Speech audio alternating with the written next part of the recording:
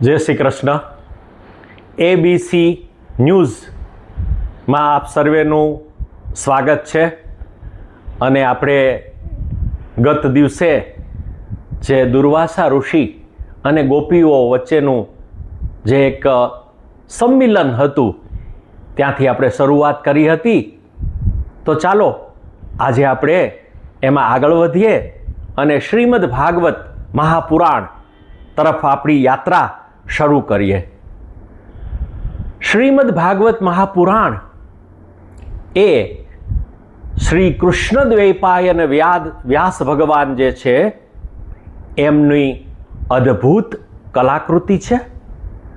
અને એમને જ્યારે આપણે ગ્રહણ કરીએ તો આપણા માટે દરેક પ્રકારની મુક્તિ અને પ્રેમા ભક્તિ આ પ્રાપ્તિ કેવી રીતે થાય એમની સાધના રૂપે, એમના સાધન રૂપે આ ગ્રંથ રહેલો છે.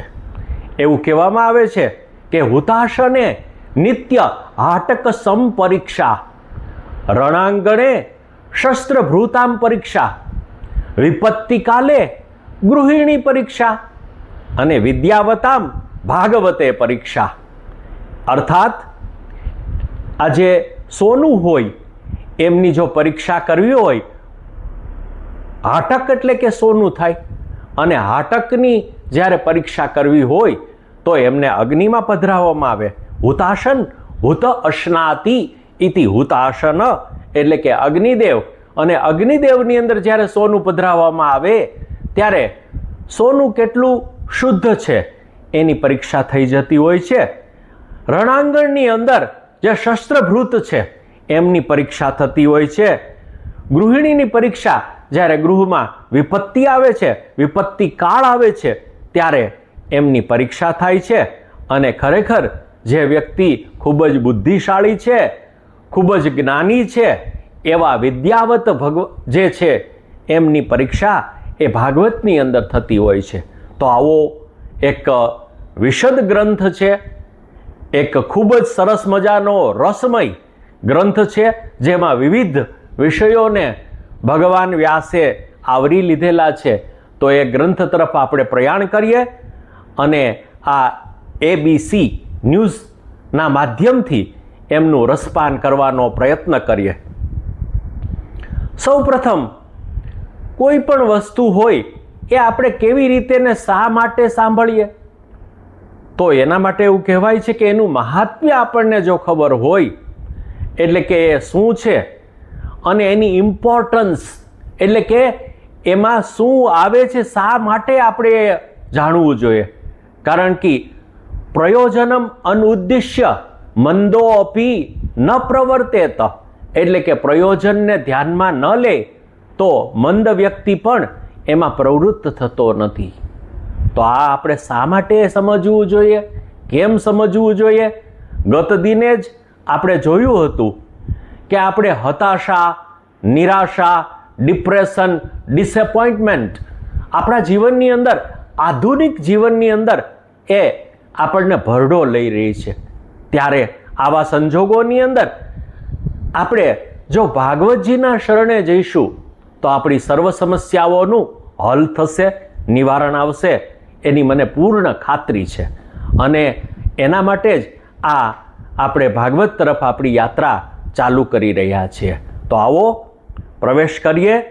સચ્ચિદાનંદ રૂપાય વિશ્વોત્પત્યાદિ હેતવે તાપત્રય વિનાશાય શ્રી કૃષ્ણાય વયમ નુમઃ.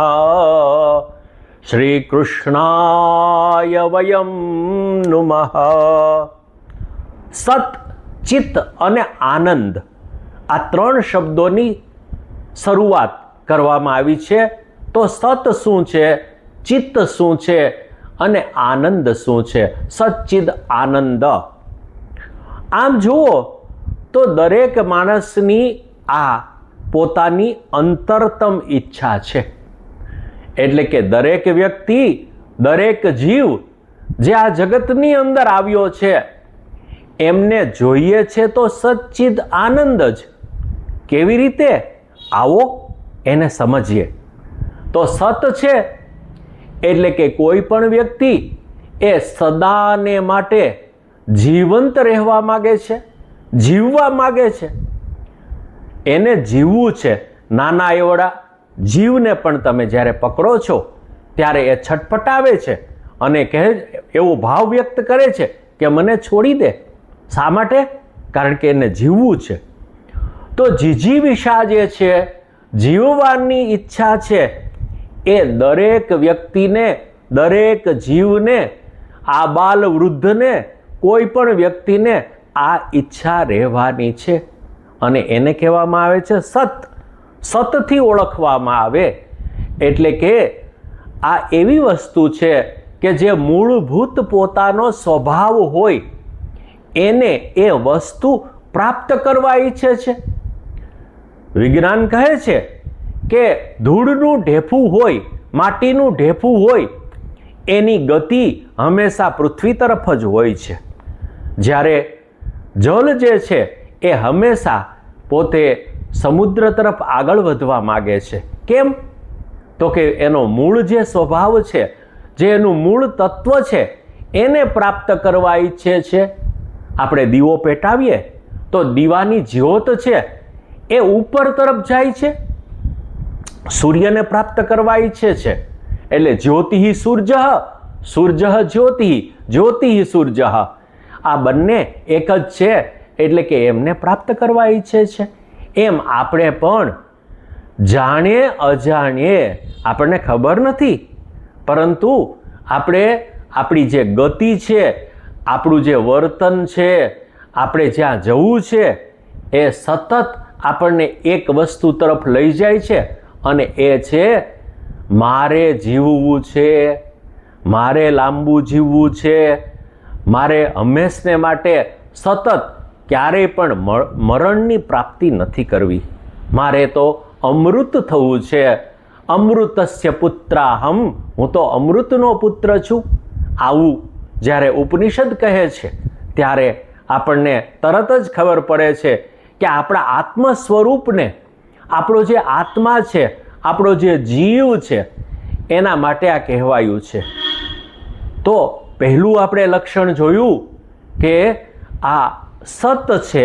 એટલે કે દરેક વ્યક્તિ છે એ સત પોતાના આત્માથી એ સતત જીવવા માગે છે, જીવંત રહેવા માગે છે.